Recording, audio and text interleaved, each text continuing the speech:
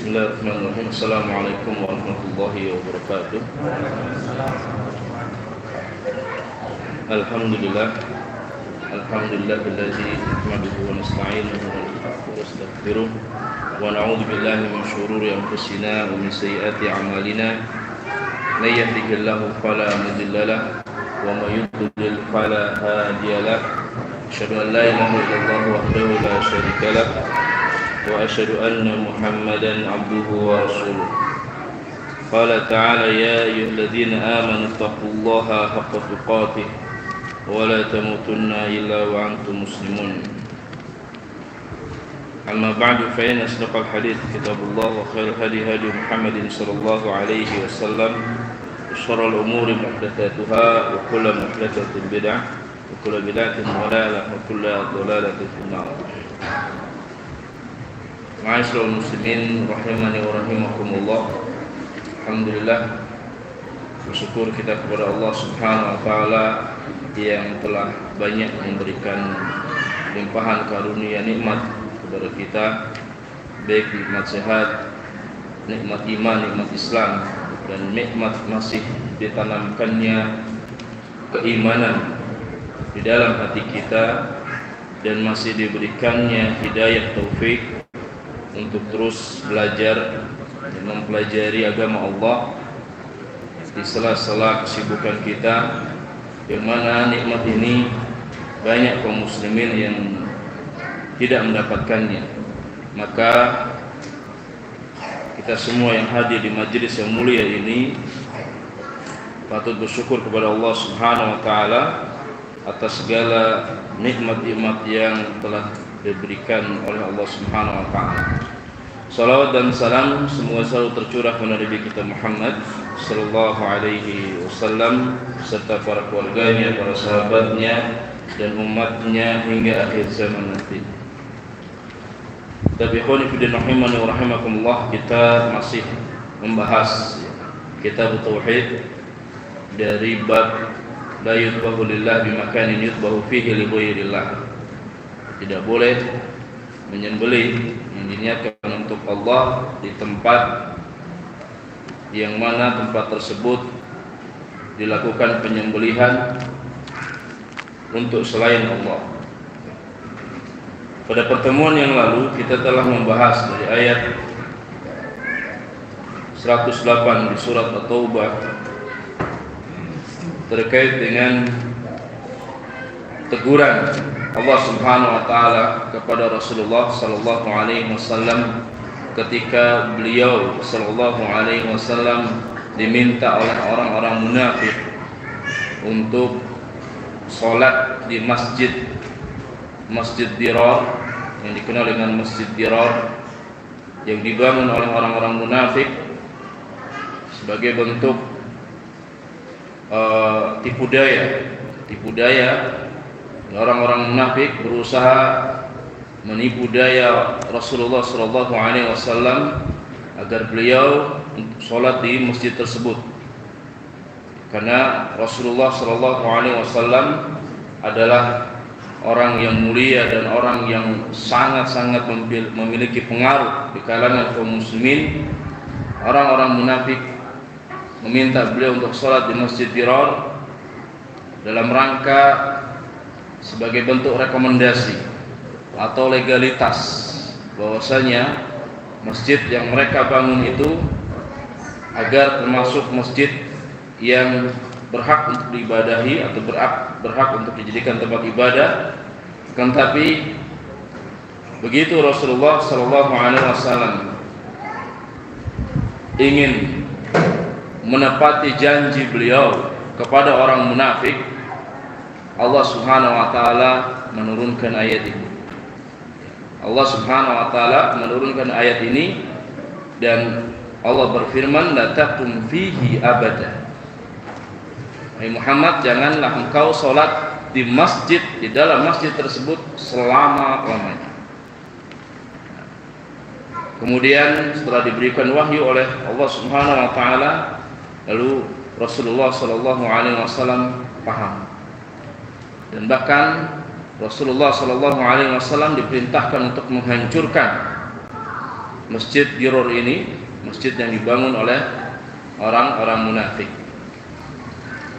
Terkait dengan bab yang dibahas, bahwasanya ketika seseorang ingin beribadah kepada Allah, itu tidak sembarangan mencari tempat. Tidak sembarangan mencari tempat.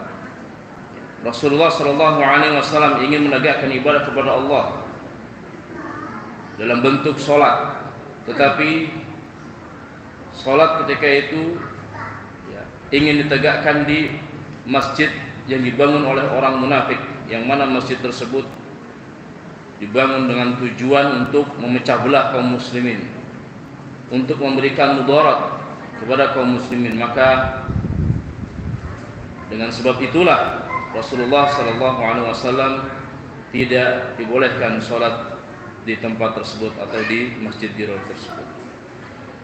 Kemudian kita masuk kepada pembahasan matan yang kedua dari kitab Tauhid. Qala Malik rahimahullah taala an Thabit bin Ad-Dhahhak radhiyallahu anhu qala, dari Thabit bin Dhahhak radhiyallahu anhu berkata, nadara rajulun an yanhara ibilan bi Buwanata, fasala Nabi sallallahu alaihi wasallam faqala hal kana fiha wasanun min awsan al-jahiliyyah yu'bad? Qalu la. Qala fahal kana fiha 'aidun min a'yadihim? Qalu la. Faqala Rasulullah sallallahu alaihi wasallam awfi binadrika fa innahu la wafa'a linadrin fi ma'siyatillah wala fi ma la yamliku ibnu Adam. Rawahu Abu Daud wa isnaduhu ala syartihima. Diriwayatkan dari Thabit bin Dhahhak radhiyallahu anhu berkata, ada seorang laki-laki yang hendak menyembelih dalam rangka menunaikan nadarnya, menyembelih onta ketika itu, menyembelih onta di suatu tempat yang bernama Buwanah. Buwanah ini nama salah satu tempat, maudhi'un fi asfali Makkah duna Yalamlam, posisinya itu ada di dataran rendah Mekah, dan ada yang mengatakan di sini ada di posisinya di belakang Yanbu, di daerah Mekah. Kemudian Nabi Shallallahu Alaihi Wasallam bertanya kepada orang tersebut yang hendak menunaikan nadar dengan menyembelih unta. Rasulullah Shallallahu Alaihi Wasallam bertanya, hal kana fiha wasanun min awsanil jahiliyah yu'bad? Apakah di sana ada berhala dari berhala jahiliyah yang disembah? Artinya, apakah tempat tersebut dijadikan tempat untuk penyembahan berhala? Yang mana kita ketahui bahwasanya penyembahan berhala adalah perbuatan musyrik, perbuatan orang-orang musyrik dan perbuatan kesyirikan. Kemudian mereka para sahabat ketika itu menjawab, la, tidak ada yang menyembah berhala di sana dan tidak ada berhala di sana. Kemudian Rasulullah SAW bertanya kembali, fahal kana fiha 'aidun min a'yadihim? Apakah di tempat tersebut ditegakkan hari raya dari hari-hari raya mereka? Jadi apakah tempat tersebut dijadikan tempat untuk hari raya mereka? Kemudian sahabat menjawab, la, tidak. Faqala Rasulullah sallallahu alaihi wasallam. Kemudian Rasulullah sallallahu alaihi wasallam bersabda, aufi binadrika, maka tunaikanlah nadar engkau. Fa innahu la wafa'a linadrin fi ma'siyatillah, karena sesungguhnya tidak ada penunaian nadar di dalam rangka bermaksiat kepada Allah. Wala fima la yamliku ibnu Adam, dan tidak juga di dalam perkara yang tidak dimiliki oleh anak Adam. Hadis ini diriwayatkan oleh Abu Daud dan sanadnya sesuai dengan syarat keduanya. Nah, di dalam hadis ini, di dalam riwayat ini, di sana dibahas tentang nadar. Kenapa dibahas tentang nadar? Ini kecerdasannya muallif Syekh Muhammad At-Tamimi rahimahullah. Beliau menjelaskan dari awal kitab itu perkara-perkara yang umum dulu. Kemudian makin masuk ke bab, lalu dijelaskan perkara-perkara yang khusus. Dan nadar di sini termasuk ibadah. Nadar termasuk ibadah. Maka ibadah tidak boleh dipalingkan untuk selain Allah.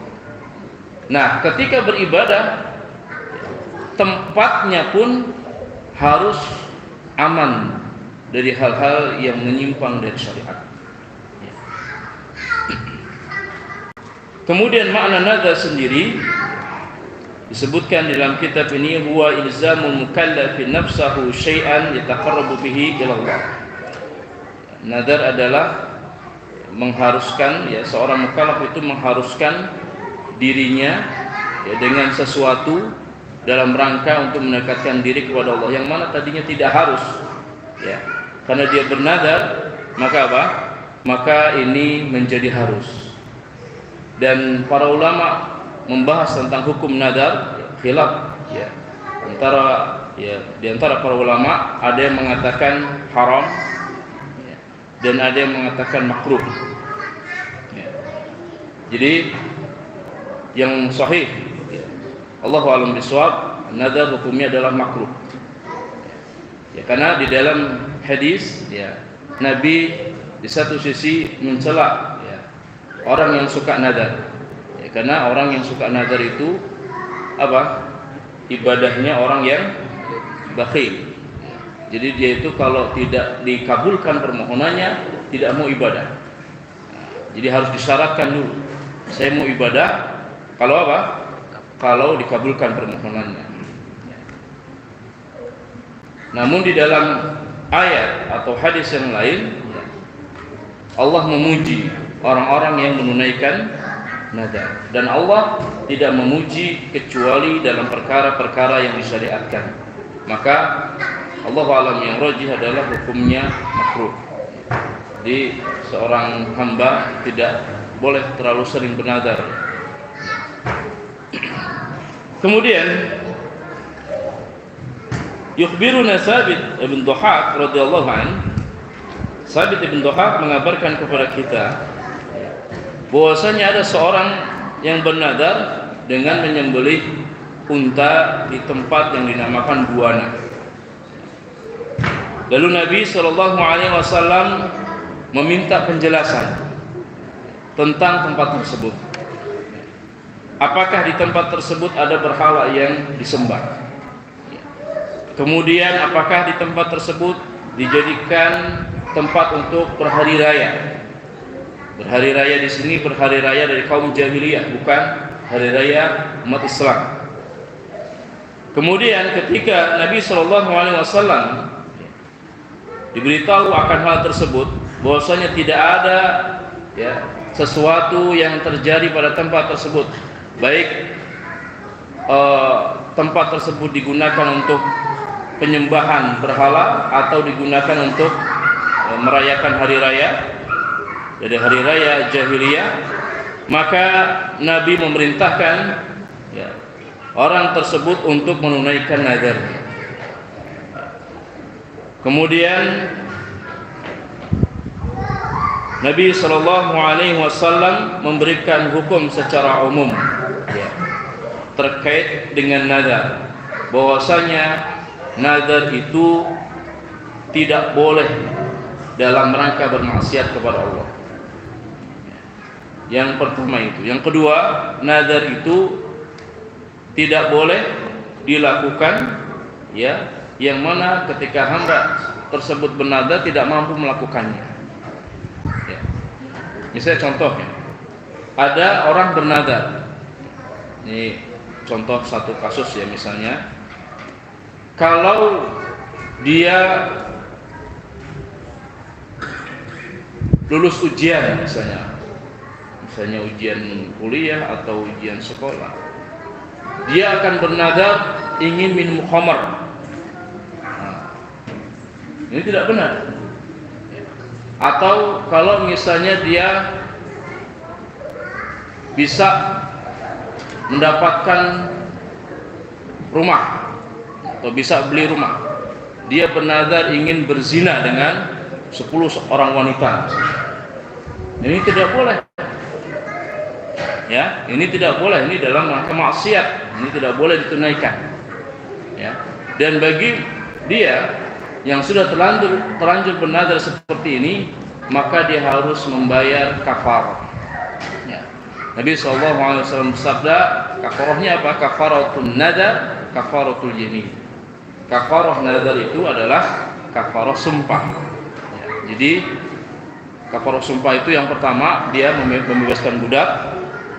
Kemudian yang kedua, ini pilihan ya. Yang kedua,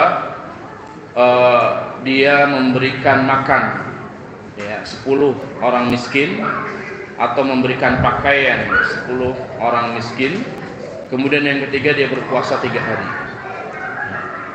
Berpuasa 3 hari. Nah, ini terkait dengan nadar.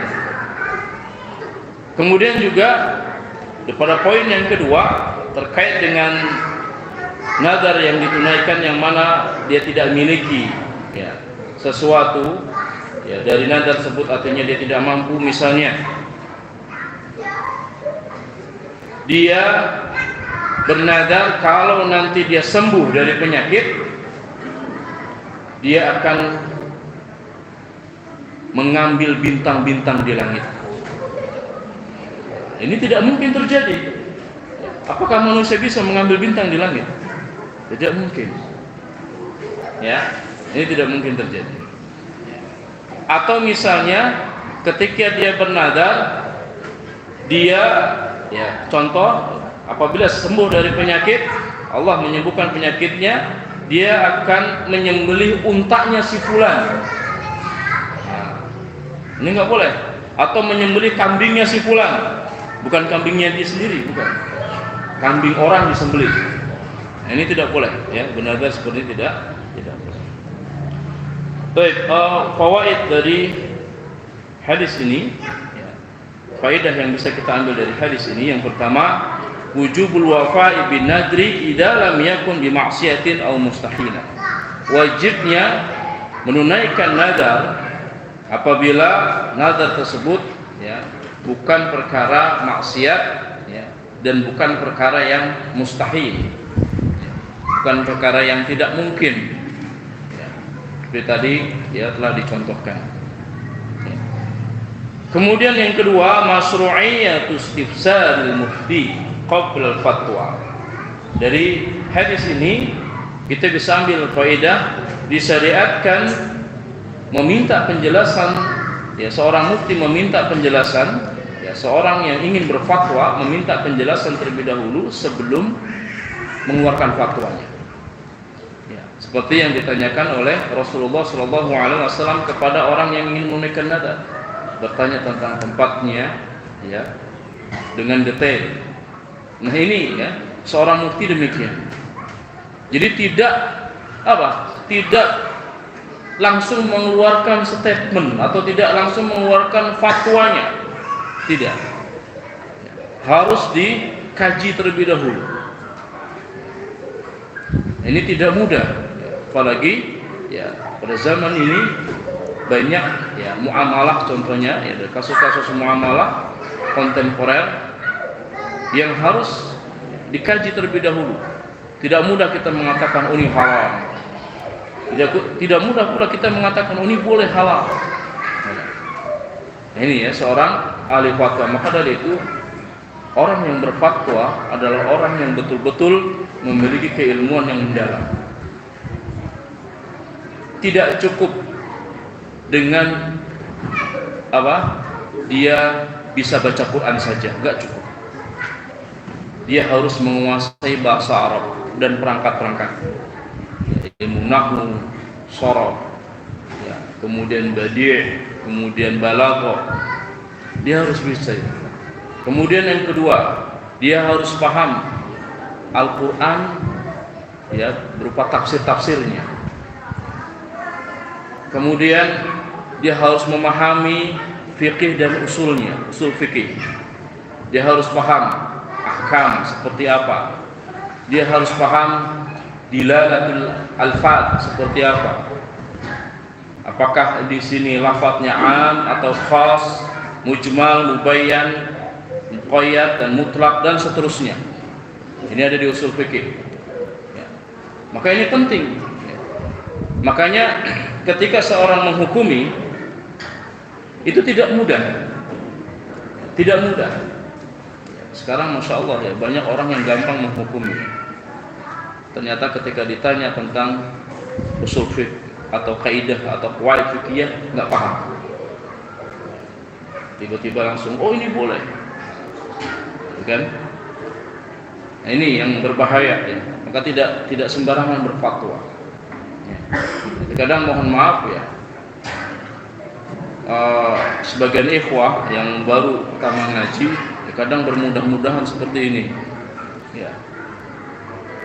Belajar bahasa Arabnya mungkin baru bab mubtada dan khabar langsung berfatwa. Boleh, ini boleh, haram. Padahal di situ contoh ada khilaf. Nah, permasalahan khilaf pun kita harus paham. Ya. Di dalam masalah fikih itu masalah khilaf itu sudah biasa. Ya, bahkan ya seorang ulama salaf mengatakan apa, barang siapa yang tidak menemukan khilaf ya dalam pembelajaran fikih, dia belum belajar fikih. Ya. Ini ya. Jadi kadang kita bukan apa istilahnya, kalau dalam permasalahan khilaf tanawu ya, khilaf itu kan ada dua, khilaf tanawu dan khilaf tadad. Ya. Khilaf perselisihan para ulama yang mukabar ya. Itu jangan kenceng-kencengan. Ya.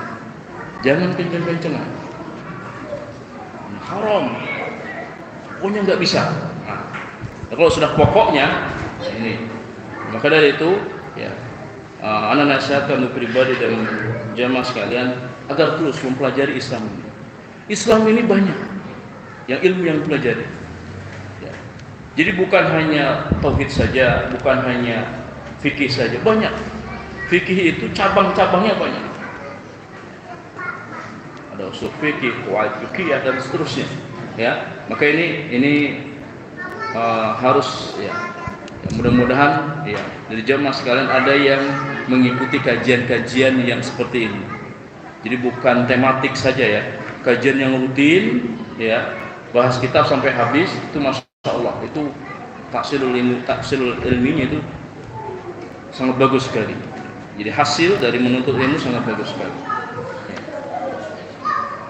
Dan jangan menyerah ketika belajar. Ketika belajar bahasa Arab agak rumit sedikit masuk i'rab. Ya.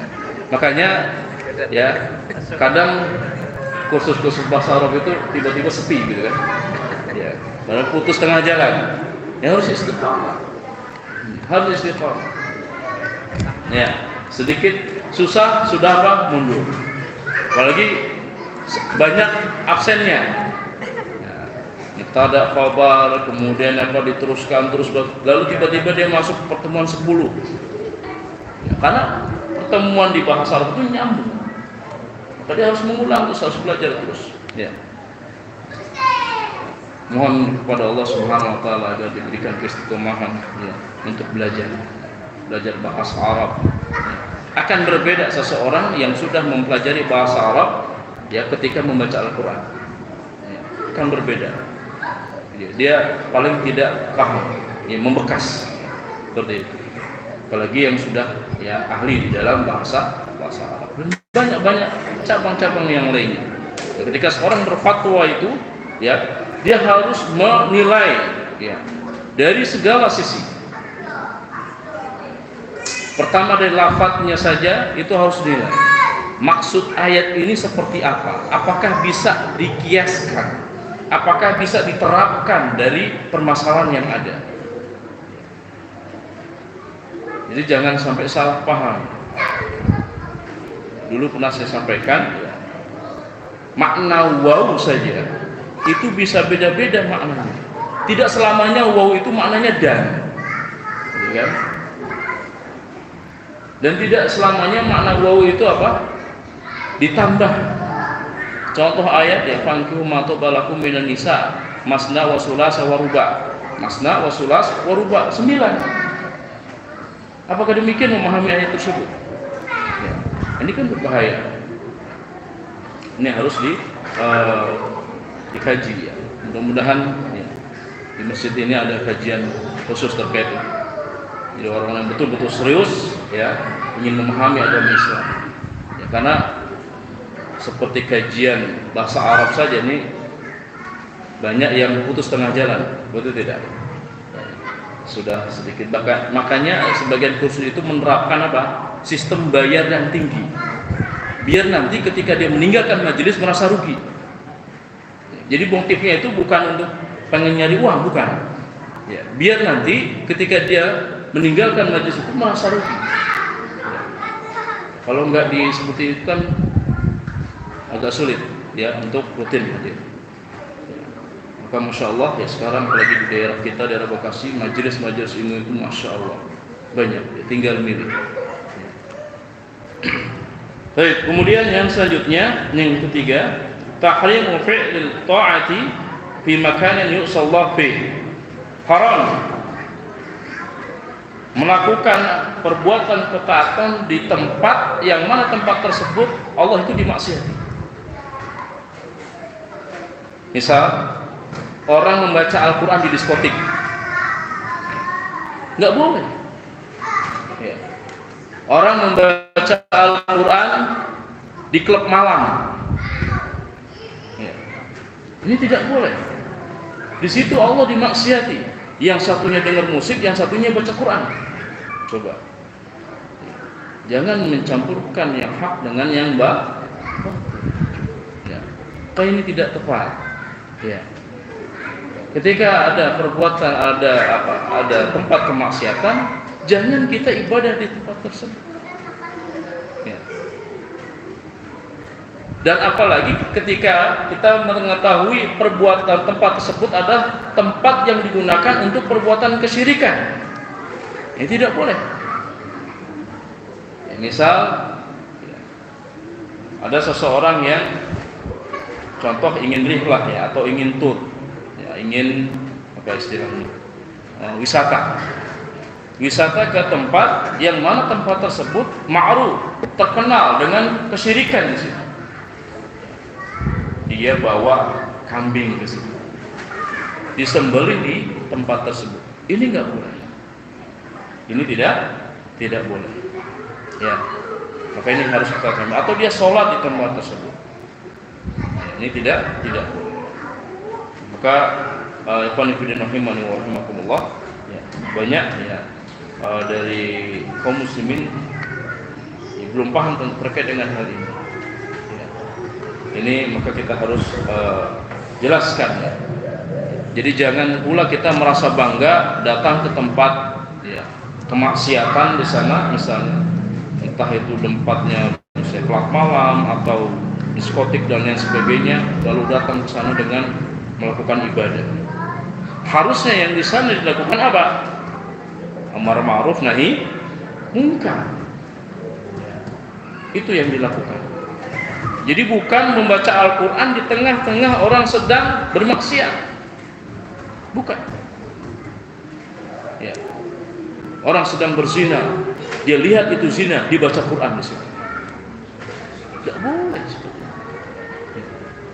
tidak boleh ya. Ya maka kadang fenomena terjadi seperti itu ya.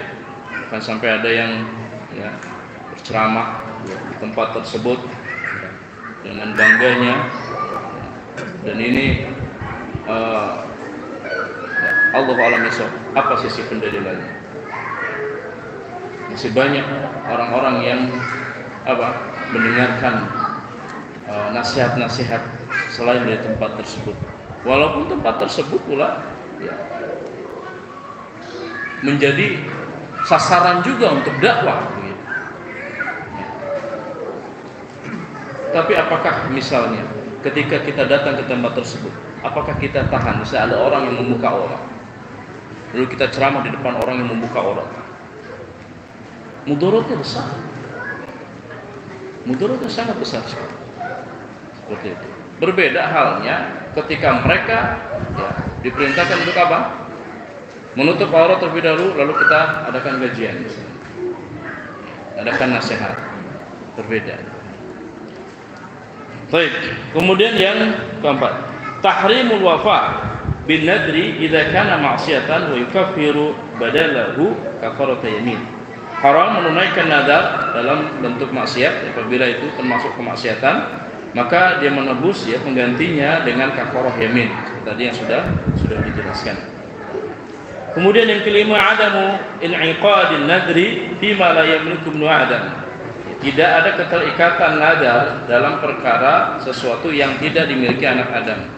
Jadi kalau anak Adam atau manusia itu tidak mampu melakukannya, maka apa? Maka tidak bisa ditunaikan nadarnya. Ini tidak bisa. Seperti seseorang tadi, apabila disembuhkan penyakitnya, dia akan menggenggam matahari. Tidak mungkin. Baik, kemudian yang keenam, yajuzu ta'yinul makani awiz zamani fin nadr. Bolehnya menentukan tempat atau waktu ketika bernadar atau pada saat dia bernadar. Boleh, misalnya dia bernadar kalau disembuhkan penyakitnya, dia bernadar kalau Allah menyembuhkan penyakitnya, dia bernadar akan mentraktir jamaah Fatimah di rumah makan mana. Ini boleh pada waktu kafan, begitu. Ini boleh. Jadi menentukan tempat dan waktu ini diperbolehkan. Hubungan hadis ini dengan bab yang kita bahas, bahwasanya hadis ini menunjukkan haramnya segala sesuatu yang membawa kepada kesyirikan, yang akhirnya membawa kepada kesyirikan. Lihat Nabi Shallallahu Alaihi Wasallam bertanya terlebih dahulu, meminta penjelasan terlebih dahulu.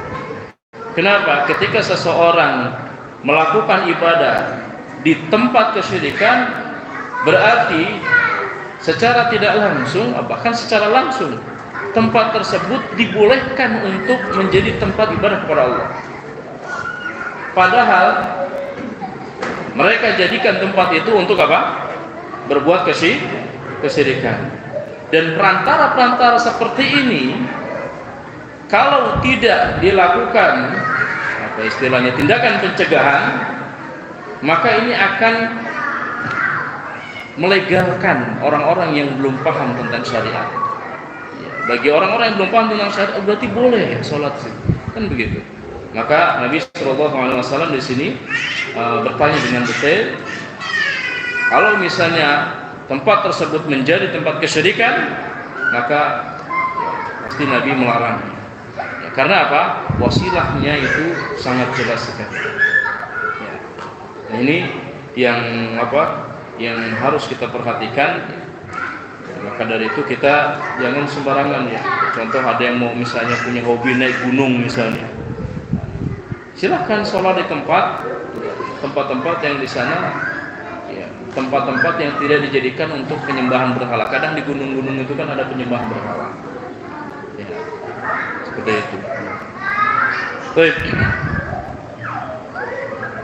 Kemudian mulahadhah, catatan dari hadis ini, misalul nadri alladhi yajibul wafa bih, contoh nadar yang wajib ditunaikan. Misalnya dia berkata, lillahi alayya nadarun in syafallahu maridi an adbaha syab lil fuqara. Contoh nadar yang wajib ditunaikan ketika dia berkata, Aku bernadar untuk Allah, kalau Allah menyembuhkan penyakitku, ya, aku akan menyembelih kambing untuk orang-orang miskin. Nah, ini wajib ditunaikan. Ini wajib ditunaikan. Alladzi la yamliku ibnu Adam fi tafsil. Dalam perkara yang tidak dimiliki oleh manusia, ini ada rinciannya. Yang pertama, fa in qala, kalau dia mengatakan lillahi alayya nadar an adbaha naqata fulan. Aku bernadar untuk Allah, aku akan menyembelih untanya fulan. Fa inna hada la yajibu al-qabi. Ini tidak wajib untuk ditunaikan nadar. Ya enggak boleh lah, yang nadar siapa kok unta orang disembelih begitu kan? Dia enggak punya unta tapi apa? Bernadar pengen nyembelih untanya sebulan misalnya. Enggak boleh ini. Ya.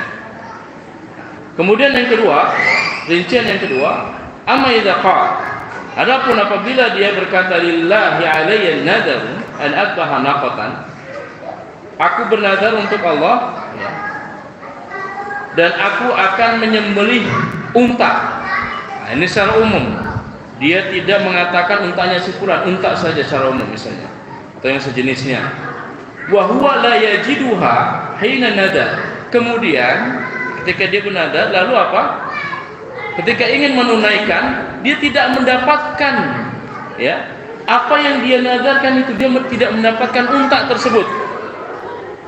Nah, apakah dia wajib menunaikannya? Ya. Wala qimatah, dan dia juga nggak punya uang untuk membeli unta tersebut. Belum punya uang membeli unta tersebut. Maka apa? Fa innaha tabqa fi dhimmatihi hatta yajidah. Maka apa? Nadarnya itu tetap berlaku, ya, tetap berlaku sampai dia bisa menunaikan nadar tersebut, sampai dia bisa mendapatkan unta tersebut, ya. Nah, ini, jadi ini rinciannya. Maka dari itu, ketika seseorang bernadar, ya, maka harus ditunaikan, ya, harus ditunaikan. Dan kalau bentuk nadarnya seperti lillahi alayya nadarun an adbaha naqatan, ya, aku bernadar untuk Allah, ya, aku akan menyembelih unta, maka dia harus tunaikan nadar itu. Kalau yang tadi, ya, dia tidak perlu menunaikan yang untanya si fulan, itu tidak perlu menunaikan. Ini terkait dengan bab la yudbahu lillah bimakan yudbahu fihi li ghairillah. Dan kita insyaallah akan lanjutkan di bab inasyati an-nadar li ghairillah. Ini mau dijeda tanya jawab atau gimana? Biar fokus. Kita lanjutkan saja ya. Baik, kita masuk kepada bab berikutnya, minasyirki an-nadharu li ghairillah, termasuk dari kesyirikan, ya, bernadar untuk selain Allah, ya. Ada orang yang bernadar untuk penghuni kubur, ada orang yang bernadar untuk arwah si fulan. Ini tidak boleh. Kenapa? Karena nadar itu ibadah. Maka apa? Tidak boleh diperuntukkan kecuali hanya kepada Allah saja. Allah berfirman di dalam surat Al-Insan ayat 7, yufuna bin nadri wa yakhafuna yawman kana syarruhu mustatira. Di dalam ayat ini Allah memuji orang-orang yang bernadar. Jadi mereka menunaikan nadar dan mereka takut, ya, dengan suatu hari yang mana pada hari tersebut keburukan itu tersebar. Artinya hari kiamat. Ya. Di dalam ayat ini Allah memuji orang-orang yang bernadar. Maka dengan ayat ini salah satu dalil yang menjadikan hukum nadar itu tidak haram. Yang menjadikan hukum nadar itu tidak haram, akhirnya turun menjadi makruh. Kenapa? Karena Allah memuji orang-orang yang bernadar. Berarti apa? Allah memberikan apa istilahnya, kategori bahwasanya nadar itu adalah ibadah. Di dalam ayat ini sangat jelas sekali, ya, bahwasanya Allah memuji orang-orang yang bernadar yang dalam rangka mendekatkan diri kepada Allah. Nadar itu dalam rangka mendekatkan diri kepada Allah, bukan mendekatkan diri kepada selain Allah. Maka tidak boleh dipalingkan untuk selain Allah. Kemudian Allah menjelaskan ya, bahwasanya di dalam ayat ini di antara orang-orang yang beriman ya, itu harus takut dengan hari kiamat, dan mereka takut dengan adab Allah yang sangat pedih ya. Jadi jangan menantang datangnya hari kiamat, apalagi menantang neraka. Tidak boleh. Kalau menantang neraka, api neraka, mudah saja sebenarnya, dibakar saja dirinya. Apa yang dia rasakan? Api neraka berlipat-lipat kali panas ya. Maka orang-orang yang menantang datangnya hari kiamat atau menantang neraka, ini orang-orang yang mungkin imannya Allahu a'lam berkurang atau mungkin hilang imannya ya. Karena saking bergelimangnya kemaksiatan ya. Ini ya bahayanya, bahayanya dosa seperti ini. Seseorang kalau sudah melakukan dosa, itu syaitan itu pintar sekali. Pertama ya, dia akan mengatakan ya, dia pertama itu mengaku iya ini dosa, tapi dia tetap melakukan. Akhirnya berefek kepada ketagihan. Dia lakukan dosa itu, lalu dia ketagihan. Setelah ketagihan ya, apa yang dia lakukan? Dia terus lakukan dosa itu, lalu menganggap dosa itu halal bagi dirinya. Berarti ini sudah menghalalkan apa yang Allah haramkan. Dan ini termasuk ya, pembatal keislaman sebagaimana yang disebutkan di dalam kitab Nawaqidul Islam Syekh Muhammad Tamim rahimahullah ta'ala. Menghalalkan apa yang Allah haramkan dan mengharamkan apa yang Allah halalkan, ini bisa batal Islam. Nah, ini puncaknya. Akhirnya dia kufur, keluar dari agama Islam, murtad dia ya, murtad dari agama Islam. Nah, ini Masya Allah ya, syaitan ya. Di sini syaitan menggoda dia, dan syaitan dalam bentuk manusia pun menggoda dia. Misalnya teman-temannya, makanya hati-hati bergaul dengan teman. Di sana ada ya, kita betul bergaul dengan siapapun. Akan tetapi teman sejati tidak boleh sembarangan kita ambil. Itulah yang disebut di dalam al-mar'u 'ala dini khalil. Agama seseorang itu tergantung dari agama teman. Salah ngambil teman sejati ya, dia akan ikut-ikutan. Teman sejatinya nggak sholat, mungkin dia masih sholat, lama-kelamaan dia nggak sholat. Teman sejatinya kufur ya, mungkin ketika itu dia masih kuat Islamnya, tapi lama-kelamaan dia ya, hilang Islamnya dari dirinya. Memang awalnya mungkin dia masih agama Islam, tapi dia tidak lakukan itu syariat-syariat Islam, tidak mau melakukan kewajiban-kewajiban. Nah, sekarang orang-orang non-muslim demikian, sangat jelas sekali. Ketika ingin menyerang kaum muslimin, mereka tidak membutuhkan kaum muslimin pindah agama, enggak. Tapi mereka menginginkan orang Islam tetap agamanya Islam, KTP-nya Islam, tapi tidak menjalankan syariat Islam. Akhirnya ketika mereka tidak menjalankan syariat Allah, lalu iman mereka berkurang. Ketika iman mereka berkurang, kemudian mereka mudah dibujuk, mereka mudah dipengaruhi. Inilah ya penyerangan mereka kepada kaum muslimin. Kalau mereka mengangkat senjata, tidak akan berani. Karena sekecil apapun ya, kaum muslimin keimanannya, dia akan membela agamanya. Bahkan di dalam Islam ada syariat jihad. Ini yang ditakuti oleh kaum kufar. Nah, orang-orang mereka nggak ngerti ya. Mereka kan sebatas dunia saja kehidupan, betul tidak? hanya dunia saja. Ya. Kalau kita tidak, kematian ya itu adalah awal dari apa? Segala sesuatu. Ya, maka inilah yang harus kita pahami. Ya, jangan sampai kita korbankan ya apa agama kita demi permasalahan dunia. Sangat hina sekali. Ya, Allahu a'lam bishawab. Demikian sudah masuk salat. Kita akhiri dulu. Sallallahu ala nabiyina Muhammadin wa ala alihi wasallam. Assalamualaikum warahmatullahi wabarakatuh.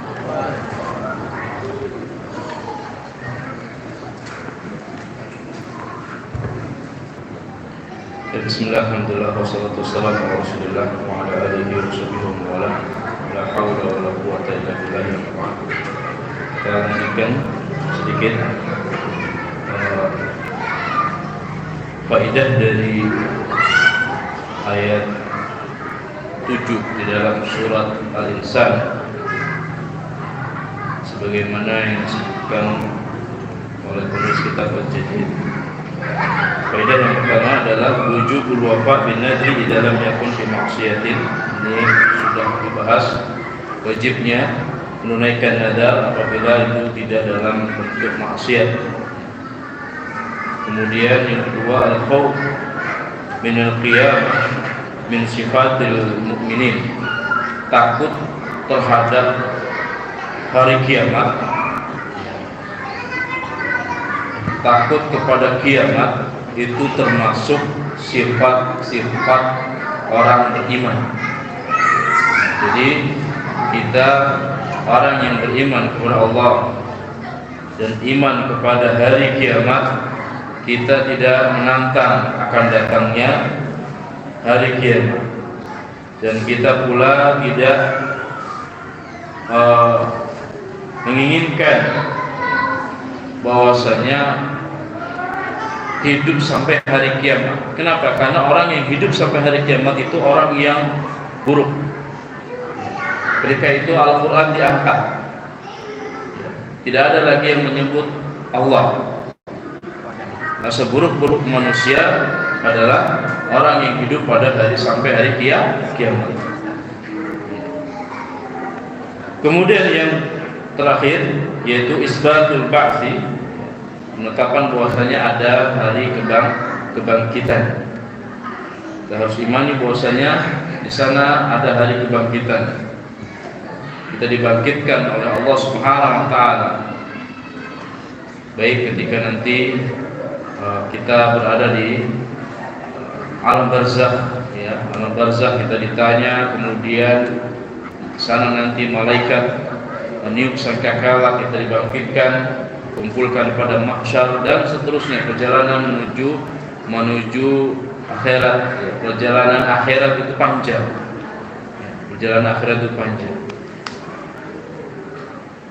Baik, hubungan ayat ini dengan bab haitsu intadahati al-ayat al-wafa' bin nadri wallahu la yamdahu illa ala fi'li wajibin aw mustahibbin aw tarki muharram lidha yakunu al-wafa'u bin nadri ibadatan wa syirku ibadah ila ghairillah syirkun. Ayat ini memuji orang-orang yang menunaikan nazar, dan Allah tidak memuji kecuali dalam perkara yang wajib, yang sunnah, atau perkara meninggalkan keharaman. Jadi ini termasuk ibadah. Lidha yakunu al-wafa bin nadri ibadah. Maka dari itu menunaikan nazar itu termasuk perkara ibadah, dan barang siapa yang memalingkan ibadah kepada selain Allah itu termasuk perbuatan kesyirikan. Demikian kita bahas pada malam hari ini. Insyaallah kita akan lanjutkan 2 makan lagi di bab yang sama, lalu kita masuk kepada bab yang baru insyaallah taala. Mungkin kalau ada pertanyaan silakan. Ya.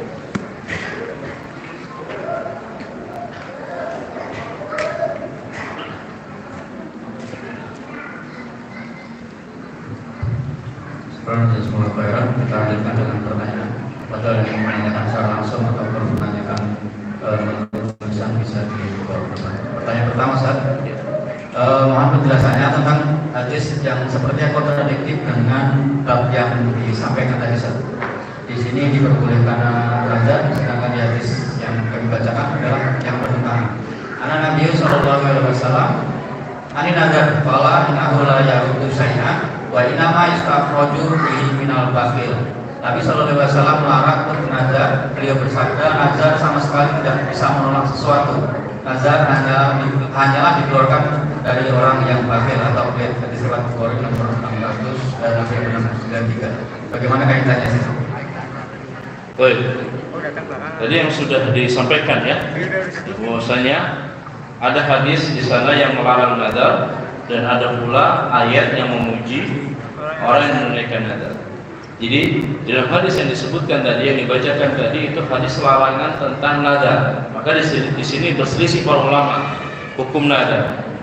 Berdasarkan hadis ini para ulama berpendapat, ada yang berpendapat nazar itu haram. Ya.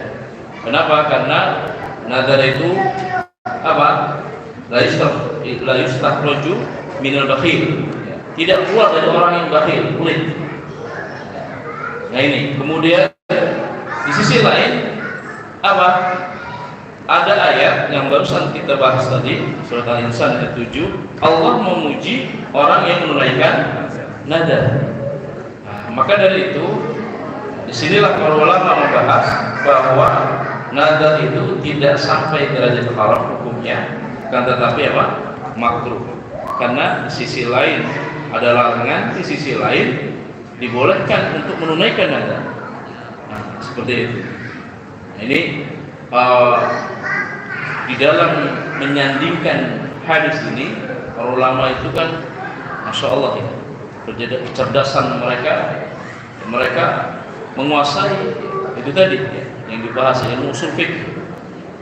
Ketika ada keharaman ya, lalu di sana ada apa? Ayat atau dalil yang lain seakan-akan menolak keharaman tersebut dalam satu konteks yang sama, pembahasan yang sama, maka hukumnya itu menjadi turun ya, tidak mutlak ya, menjadi haram.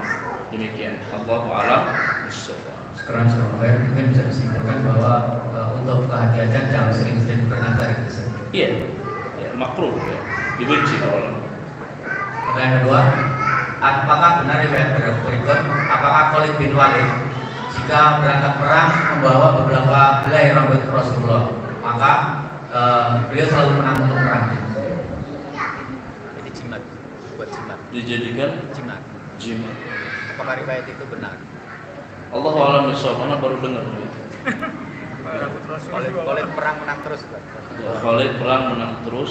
Karena bawa rambutnya Rasulullah. Harusnya ketika itu Rasulullah kalau perang menang terus. Iya. Ya. Karena beliau banyak rambut. Ya. Tapi kan di satu waktu itu perang apa yang kalah itu? Uhud ya. Perang Uhud Rasulullah kalah. Kenapa? Karena kaum muslimin tidak taat kepada Rasul. Kaum muslimin tidak taat kepada Rasul. Nah ini efek dari tidak taat kepada Rasul, dikalahkan ya, kaum muslimin. Disuruh pasukan pemanah itu standby ya, tapi apa? Malah ikut-ikutan turun. Nah ini, makanya ini dari kisah ini faedahnya apa? Orang yang menyelisih Rasulullah, nggak taat kepada Rasul, Allah akan kalahkan. Makanya kalau umat Islam ini mau jaya, mau menang ya, dari umat-umat yang lain, maka harus taat kepada perintah Allah dan Rasul. Itu yang paling utama. Sekarang kalau perintah Allah dan Rasulnya saja sudah tidak ya ditaati, ya, kan yang memberikan kemenangan itu siapa? Allah. Bukan murni usaha umat tersebut, bukan, Allah yang memberikan kemenangan.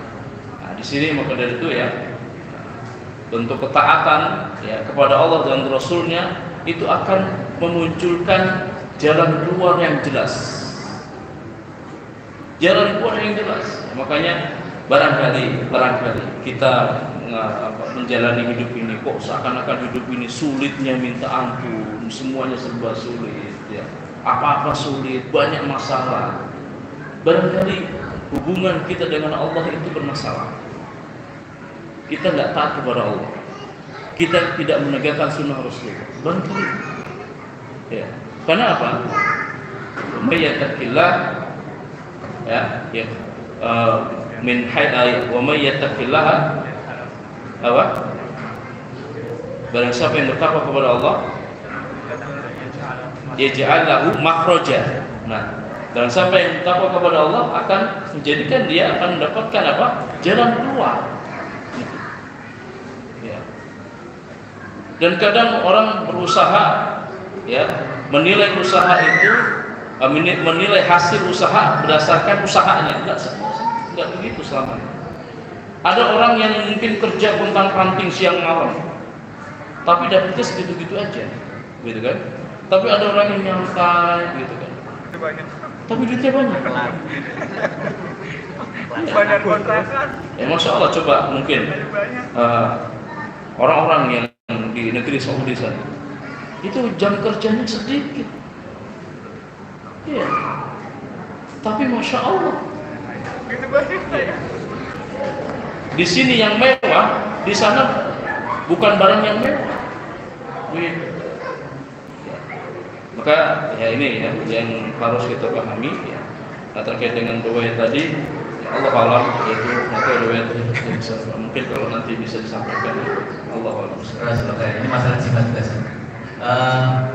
Sering kita temui di sejarah ataupun cerita-cerita ataupun tayangan di televisi bahwa pejuang-pejuang kita saat berjuang di zaman dulu memakai Cina juga, akhirnya Indonesia merdeka. Ini bagaimana menanggapinya? Ya, ada yang mengatakan seperti itu. Ya, mungkin bisa sampaikan sejarahnya, validnya seperti apa. Karena sejarah Indonesia itu kan kebanyakan katanya. Jadi sanadnya itu tidak apa ya, tidak valid. Beda dengan hadis Rasulullah. Nah ini dia. Makanya pentingnya sanad di dalam agama seperti ini. Ya. Kalau tidak ada sanad di dalam agama, ya, orang itu akan mengatakan atas nama agama itu seenak. Ya, seperti itu dia. Ya. Jadi apakah betul ya, para pahlawan terdahulu ya bermodalkan jimat lalu mereka menang? Ya. Ini harus diteliti dulu. Harus diteliti. Ya. Kalau kita ambil satu contoh ya, pahlawan kita yaitu siapa? Imam Bonjol. Mereka mendakwahkan tauhid. Enggak ada jimat. Ya. Ya, maka ini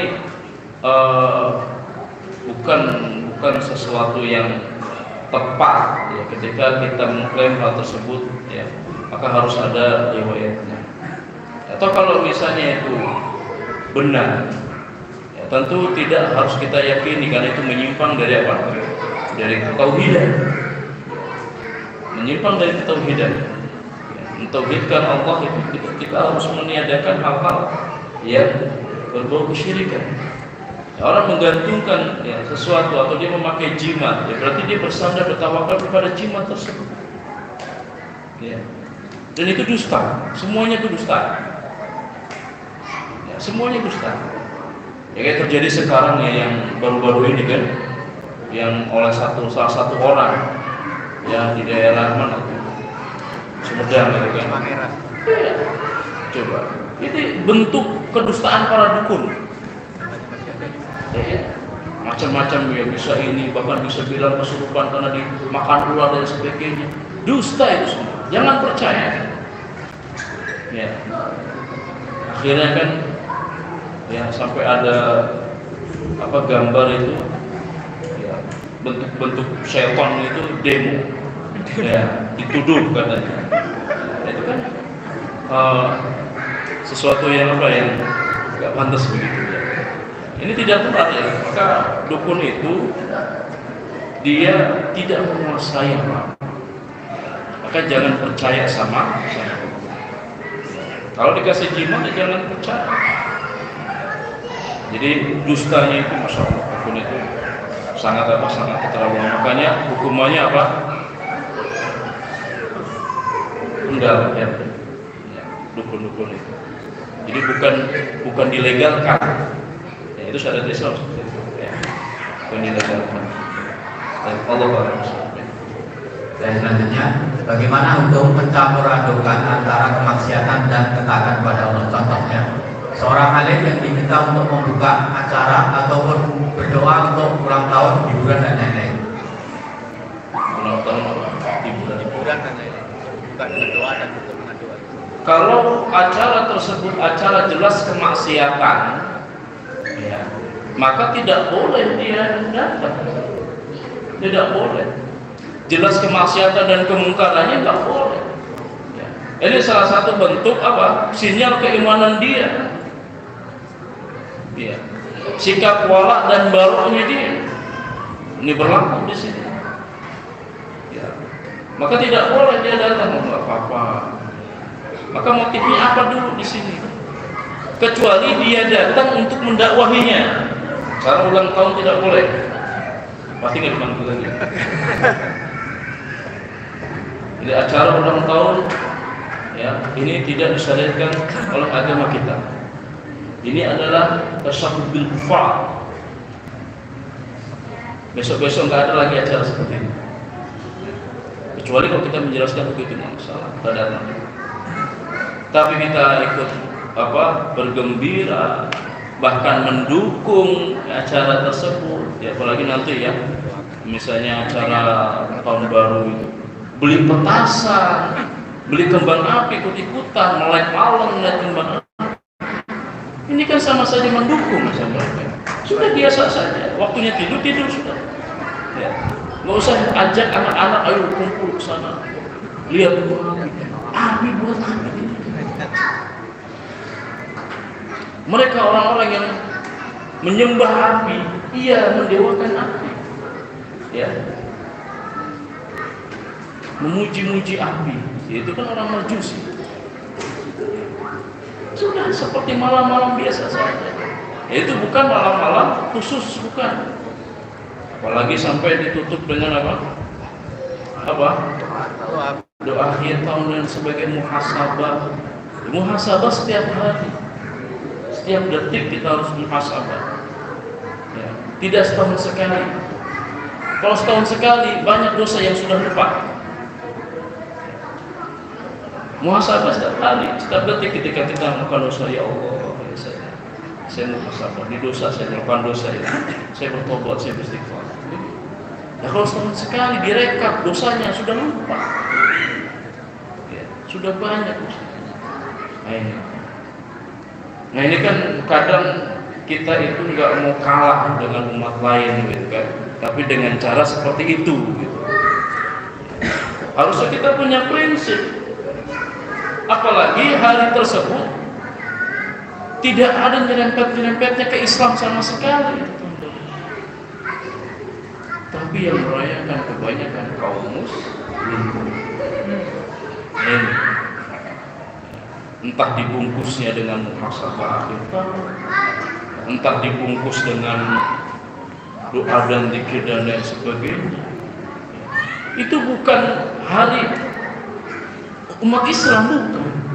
Walaupun itu diterapkan di negeri kita, tapi cukuplah kita perlakukan ya permasalahan dunia saja itu. Ya, karena itu kemaslahatan. Tapi kalau dikaitkan dengan syariat Islam, itu nggak ada kaitan. Kita punya penanggalan tersendiri, ya, tahun Hijriah. Dan tahun Hijriah itu tidak sampai 31 hitungan tanggalannya. Makanya kalau menerapkan tahun Hijriah, ya, itu gajiannya cepat Pak. Iya, antara 29-30 udah. Itu berapa hari itu kan kemakan 31 hari, sampai 31. Ya. Dan syariat itu dilihat ya betul dengan bulan ketika itu hilal. Dan ini bukti kebenaran. Nggak tahu di sini terjadi atau tidak. Di daerah Kebayuran tempat saya tinggal, setiap pertengahan bulan, tanggal 15, 16, 17, 13, 14, 15, pertengahan bulan Hijriah di sini. Berarti kan bulan ketika itu kan muncul terang. Itu lembing, binatang lembing Pak ya. lembing itu ngumpul pada datang. Nggak tahu kalau di sini terjadi apa enggak. Ya. Itu tanda betul-betul kebenaran ayat-ayat Allah itu, ayat kauniyah itu. Ya. Itu terjadi. Jadi apa? Setiap tanggal tersebut pertengahan bulan Hijriah, ya, ini tanda bahwasanya apa? Pertengahan bulan Hijriah itu namanya pada datang. Ayat kauniyah seperti itu. Makanya ini yang apa sudah jelas sebenarnya ini tanda-tanda apa kekuasaan Allah itu sudah jelas kita lihat. Terkadang kita itu nggak beriman, mungkin karena hawa nafsu kita, karena syubhat yang sering kita terima. Ya. Banyak hati-hati ya kalau misalnya mendengar kajian dan sebagainya. Kadang syubhat itu ya pelan-pelan sedikit-sedikit masuk. Akhirnya apa? Kita merasa ragu terhadap apa yang sudah kita yakini, ya akhirnya goyah. Nah seperti itu ya. Jadi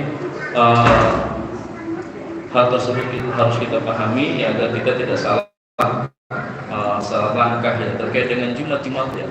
Itu jelas, itu kita sudah bahas, itu sudah melanggar syariat ya, syariat Allah. Dan selanjutnya, saat kita menjenguk orang yang sakit, bolehkah kita meruqyahnya? Ya, ketika menjenguk orang yang sakit, ya bolehkah kita meruqyahnya? Walaupun ruqyah memang bisa digunakan untuk penyakit fisik, ya bisa, dan kemudian digunakan untuk penyakit yang gangguan jin, ya itu bisa. Tapi jangan, ya maksudnya begini, ketika orang tersebut tidak mau diruqyah, jangan maksa. Misalnya dia nggak nyaman, enggak, saya nggak mau diruqyah. Oh, sudah sini saya ruqyah saja, jangan. Barangkali dia sedang merasakan kesakitan. Kalau secara hukum, ya boleh. Ya, ketika kita melihat orang sakit kita ruqyah, boleh. Dan itu tidak terlarang. Itu tidak terlarang. Bahkan itu termasuk ihsan. Ya, termasuk ihsan perbuatan ya baik kepada orang. Ya, barangkali ya melalui antara ruqyah tersebut Allah menyembuhkan seperti itu. Tapi kalau kita datang, assalamualaikum, jenguk orang sakit, coba sini saya ruqyah.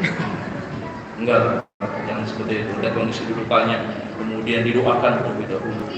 Ya, bahkan nggak masalah sambil dipegang kepalanya, didoakan atau dibacakan ayat, nggak masalah sambil baca ayat ya ruqyah, baca, itu nggak masalah.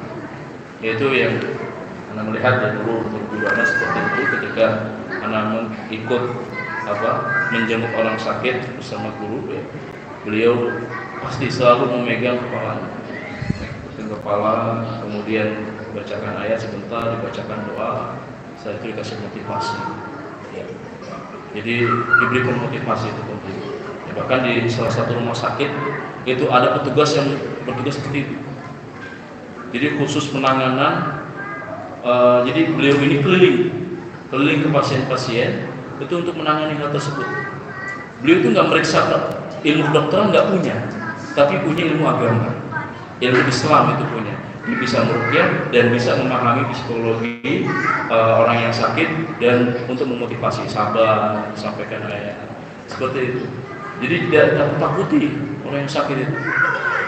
Ya, datang ke rumah atau datang jenguk orang sakit lalu jenguk, yang dibahas bukan dikasih motivasi, yang dibahas apa? Ini gara-garanya kamu dulu itu kayak begini. Jangan. Ya, kasihan orang yang sakit seperti itu, mau tambah sakit nanti. Kasih motivasi sabar. Ya, mudah-mudahan Allah hapus dosa-dosanya. Seperti itu. Ya, kalau kita bisa meruqyah, kita ruqyah, memang salah satu. Ya, jadi begitu ya ada pada di dalam menjenguk orang sakit. Allahu a'lam. Pertanyaan terakhir, saat bagi kita pemula, prioritas kitab apa saja yang harus kita prioritaskan untuk kita pelajari? Urutannya. Dalam ilmu apa? Harus jelas. Ilmu kan banyak, akidah, fikih dan sebagainya. Harus jelas. Kalau ilmu akidah, yang pertama, para ulama itu menasihati pertama seperti yang disebutkan oleh Syekh Muhammad bin Shalih Al-Utsaimin dalam Kitabul Ilmi, itu ushul salasa. Itu pertama, ushul salasa, kemudian Qawaidul Arba, kitab itu Qawaidul Arba, kemudian Nawaqidul Islam, lalu kitab Tauhid. Nah, kemudian kalau untuk masalah fikih, silakan fikih mau fikih apa? Fikih mazhab. Ya. Fikih mazhab, misalnya kalau dalam kitab fikih mazhab mazhab Syafi'i itu matan Abu Syuja, itu dihafal matannya, matan Abu Syuja. Kalau dalam fikih Hambali biasanya Zadul Mustaqni, itu dihafal, dan para ulama terdahulu menghafal matan. Penting itu menghafal matan. Makanya ini nggak tahu nih, ya selama kajian sini dihafal nggak matan? Penting menghafal matan karena ya seperti ya ini yang dilakukan oleh para ulama terus sampai sekarang di halaqah Masjid Nabawi dan Masjidil Haram. Jadi para pemula itu dibebankan dengan menghafal matan, karena matan itu sebagai pengikat. Matan-matan itu sebagai pengikat. Nanti disyarah oleh syekhnya. Begitu. Makanya di banyak kitab-kitab syarah. Nah, seperti ini, ya, kitab ini adalah kitab syarah. Ya, Al-Jadid itu kitab syarahnya. Matannya apa? Matan kitab Tauhid. Jadi jangan sampai salah paham. Kita bahas kitab Tauhid dengan syarah Al-Jadid. Nah, kitab Tauhid syarahnya banyak. Ya, seperti Fathul Majid, itu syarah kitab Tauhid juga. Kemudian I'anatul Mustafid, ya, kalau Syekh Shalih Fauzan itu syarah kitab Tauhid juga. Ya, atau Syekh Abdullah bin Baz juga mensyarah ya, kitab tersebut banyak. Ya, atau misalnya Al-Qaulul Mufid, syarah kitab Tauhid Syekh Muhammad bin Shalih Al-Utsaimin rahimahullah, itu juga syarah kitab Tauhid. Ini banyak. Itu urutan-urutannya. Nah, kemudian ya di dalam masalah sirah, ya, masalah sirah, ya, masalah sejarah Nabi, ya itu Rahimul Maktum, ya Syekh Mubarakpuri, silakan dibaca, itu ringkas itu. Dan banyak yang lainnya, ya, banyak yang lainnya. Ya. Maka kalau mau kuat, ya, itu keilmuannya itu menghafal matan, urutan. Kalau di kitab tajwid saja, tajwid itu belajar tajwid aja ada matannya, ya, ada matannya. Misalnya matan Jazari, ya, kemudian apa lagi, banyak, ya. Banyak. Ya, jadi hampir seluruh ilmu itu ada matannya. Faraid saja waris itu ada matannya. Matan Rohabiyah, dihafal matannya. Seperti itu. Jadi kalau kita mengatakan, oh saya mau sudah selesai belajar agama Islam, gimana? Banyak yang belum kita kuasai. Ya. Walaupun dia belajar di pondok pesantren, ya bertahun-tahun, belum bisa mencukupi, belum bisa. Ya. Dan kita juga jangan pengen semuanya dilahap. Nah ini biasanya nih, ini mohon maaf ya. Kadang pemula itu ya karakternya seperti ya orang baru belajar silat, semua orang ditantangi, gitu kan? Semangat. Jadi baru belajar, semua orang diajak debat. Ayo debat, buka kitab. Ternyata baca kitabnya masih berantakan. Akhirnya yang diajak debat ternyata apa? Pintar baca kitabnya, walaupun dia pemahamannya menyimpang misalnya. Akhirnya kan kalah. Ya. Jadi harus belajar. Ya, harus belajar terus. Jangan dilahap semua kitab itu. Sabar. Dari yang kecil-kecil dulu. Ya. Baru ngaji langsung datang apa? Ke majelis misalnya contoh Fathul Bari. Itu kan berat. Kalau kita paham, ya runutannya insya Allah bisa. Khawatir nanti jenuh, ya bingung, akhirnya apa? Futur di tengah jalan. Susah belajar ini, akhirnya nggak belajar, itu kan? Atau misalnya baru belajar fikih langsung bahas bidayatul mujtahid, yang di dalam kitab tersebut itu khilaf para ulama disebutkan bersama istidlalnya, dalil-dalilnya, ini khilaf gara-gara ini, khilaf gara-gara ini, dalilnya ini. Jadi menuntut ilmu itu tadarruj, kita bertahap, ya, sedikit, seperti itu. Insya Allah akan mendapatkan ilmunya. Ya seperti kayak orang misalnya bayi itu kan nggak langsung dikasih makanan yang berat. Dia akan apa? Saya Jawa itu keselatan dia. Keselot. Iya. Jadi sedikit tuh, sedikit. Ya insya Allah. Para ulama begitu. Ya. Para ulama demikian belajar, tidak langsung.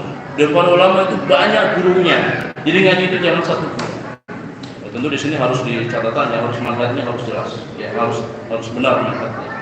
Ya, jangan pakai prinsip ngaji sama siapa aja yang penting benar. Jangan. Ya, tahu dari mana dia benar? Dia sedang mencari kebenaran, dia mengatakan itu benar. Ya, itu ya. Ini menuntut ilmu, berbeda dengan menerima kebenaran. Sekali lagi kita tekankan, ya, menerima kebenaran kata dari syaitan kalau benar pun kita terima. Benar. Tapi dalam perkara menuntut ilmu itu harus jelas. Seperti itu. Allah. Sebelum ditutup, sedikit informasi mau sampaikan. Mahat pesantren Dayatun Najah, tempat Ustaz dan Ustaz dari guru yang mengajar, membuka penerimaan mahasiswa baru tahun akademik 2022-2023, yang mana membuka 2 program studi, yaitu S1 Pendidikan Guru Madrasah Ibtidaiyah dan S1 Pendidikan Bahasa Arab. Tawadol yang ingin anaknya kuliah bisa mendaftarkan di Mahat Hidayatun Najah, Sekolah Tinggi Ilmu Tarbiyah Hidayatun Najah Bekasi. Gelombang pertama dibuka Rabu 1 Desember 2021 sampai Jumat 25 Maret 2022. Gelombang kedua Jumat 1 April 2022 sampai Jumat 15 Juli tahun 2022 dengan biaya yang sangat ringan, yaitu total masuknya sekitar 8.700.000 per semester. Untuk uang semester adalah 3 juta. Jadi 8.700.000 sudah include semester pertama. Apabila buat teman sekalian yang ingin memasukkan anaknya ataupun adiknya atau tetangganya, bisa diinformasikan lebih lanjut kepada kami ataupun kepada saya ataupun membuka website dari Hidayatun Najah. Demikian yang saya sampaikan. Subhanallah khairan kepada Ustaz Renan dan kepada teman sekalian atas kehadiran hari ini. Semoga kita bisa mengamalkan ilmu yang kita dapatkan.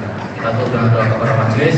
Subhanallah wa bihamdihi asyhadu an la ilaha illa anta astaghfiruka wa atubu ilaik. Wassalamualaikum warahmatullahi wabarakatuh.